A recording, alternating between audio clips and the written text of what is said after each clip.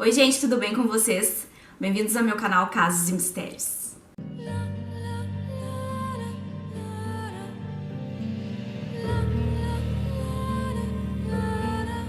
Um dia desses, gente, eu tava lendo um dos livros da Dark Series, onde contam algumas histórias e histórias que não são muito conhecidas e que aconteceram há centenas de anos atrás. Então a gente costuma ver muitas serial killers, poucas na verdade, mulheres, mas a gente esquece que naquela época, 100, 200 anos atrás, existiam pessoas assim. E eu encontrei uma história de uma serial killer mulher lá pelos anos de 1800 que me chamou bastante atenção e decidi contar essa história aqui pra vocês. O nome dela era Lydia Sherman. Ela nasceu no dia 24 de dezembro de 1808 em Nova Jersey, nos Estados Unidos. Quando Lydia tinha 17 anos, em 1825, ela se casou. O nome dele era Edward Struck. O Edward, ele era viúvo, ele tinha 40 anos, bem mais velho que ela, e ele também tinha 6 filhos. Um ano após se casarem, Lydia deu à luz a seu primeiro filho. Com o passar do tempo com o Edward, ela teve mais 6 filhos. Naquela altura, eles estavam com 13 filhos para criar, que eram os filhos do Edward com a antiga esposa, né?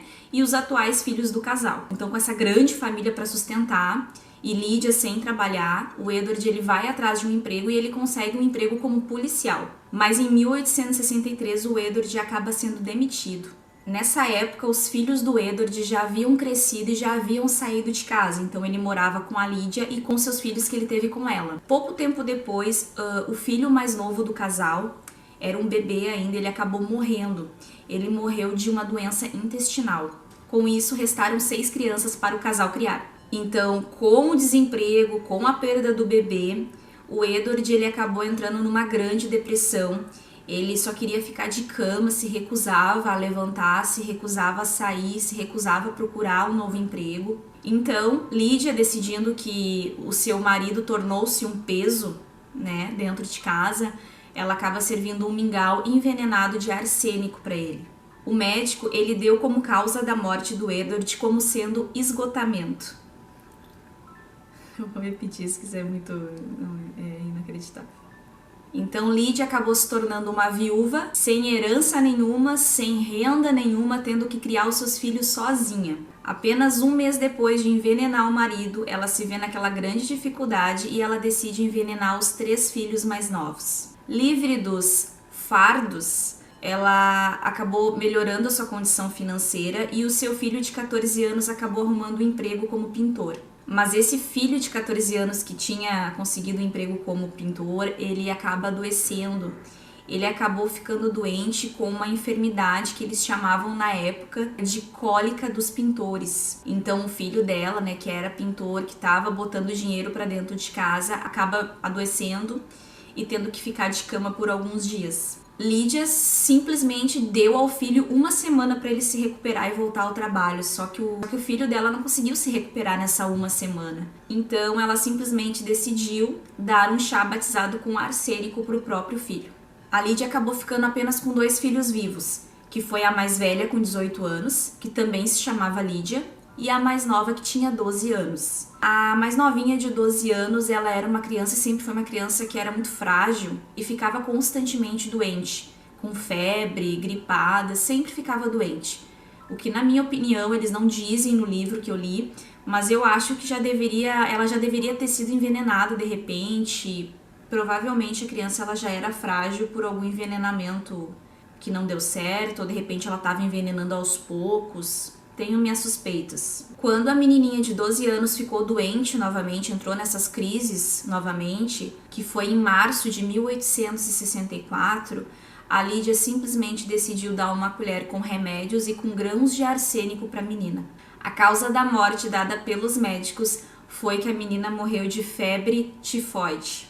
As 7 semanas que se seguiram, as 2 Lydias, mãe e filha, foram morar na Broadway num pequeno apartamento. No início de maio, a filha Lydia foi até Manhattan visitar uma das meias-irmãs e ela acabou voltando um pouco doente. Ela voltou se sentindo mal, com febre, e acabou ficando de cama. E claro, a querida mãezinha, aquela mãe que cuida, aquela mãe que acalenta. Ela queria cuidar muito da sua filha de cama.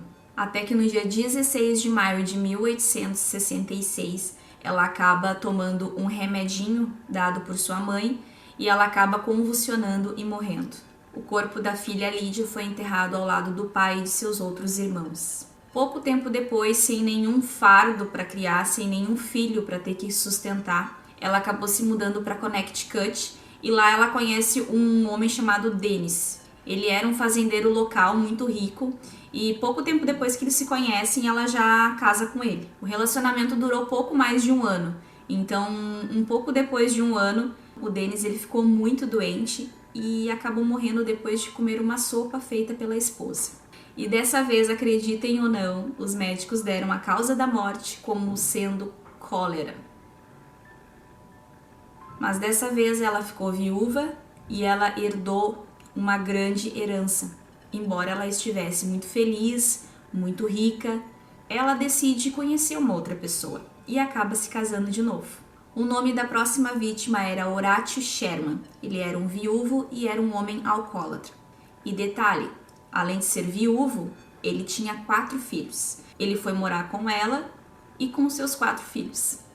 Em novembro de 1870, Lídia assassina o filho mais novo do novo marido. Era um bebê de 4 meses, chamado Frank. No mês seguinte, ela envenena a filha de 14 anos. A morte repentina de 2 filhos deixou Sherman em choque e ele acabou se entregando totalmente à bebida novamente e piorava cada vez mais. Até que no dia 8 de maio de 1871, Sherman volta para casa muito bêbado e sua esposa, muito carinhosa, ela oferece para ele um chocolate quente, batizado com arsênico. 2 dias depois ele morre. Só que dessa vez, finalmente, senhor, o médico desconfia da morte repentina. Então o seu médico ele acaba pegando uma autorização para fazer autópsia nele. Então ele retira o fígado e o estômago de Sherman e manda para um professor de toxicologia. Nesses exames de toxicologia que fizeram, eles constataram que o fígado dele estava repleto de arsênico. Imediatamente um mandado de prisão foi expedido para Lídia. No dia 7 de junho de 1871, ela foi condenada à prisão. Ela foi presa em Nova York, ela foi condenada à prisão perpétua. Embora ela tenha matado muitas pessoas, muito mais gente, ela acabou sendo julgada apenas pela morte do Sherman, mas isso já foi suficiente para ela pegar uma prisão perpétua. Eu tentei achar fotos do caso, mas eu não consegui, eu só consegui achar algumas ilustrações que eles faziam para divulgar na cidade, que eles colocavam nos jornais, e eu consegui apenas a foto dela, uma ilustração praticamente. Não consegui achar fotos do caso. E essa mulher ela ficou conhecida como a Viúva Negra. Então, eu acredito que todas essas outras pessoas que foram descobertas, eu acredito que tenha sido depois, eu não consegui localizar essa informação, mas acredito que eles tenham exumado os corpos, né, que é desenterrar os corpos para poder ver a causa da morte de todas as pessoas que eles suspeitavam, né, que conviveram com ela, que ela poderia ter feito a mesma coisa. A Lídia acabou ficando presa por 8 anos, porque ela acabou tendo um câncer e ela morreu em 1879. E eu achei essa história muito interessante para trazer aqui para vocês, uma história que é inacreditável que ninguém tenha suspeitado, nem os próprios filhos tenham suspeitado dela. Muita irresponsabilidade dos médicos, né? Dar uns diagnósticos, dar uma causa da morte sem examinar, sem fazer uma autópsia. É muito louco que eles tenham deixado tudo isso acontecer. E é isso, gente. Espero que vocês tenham gostado do meu vídeo de hoje. Não se esqueça de deixar o like, de se inscrever no canal, de me seguir nas redes sociais. E lá na rede social, lá no Instagram, casos.mistérios, vocês me encontram lá. Eu tô sempre dando dicas de livros, de filmes, de séries e mostrando um pouco do dia a dia, os bastidores aqui, de quando eu gravo. E se você ainda não me segue lá, me segue, tá? Eu vejo vocês no próximo vídeo. Um beijo!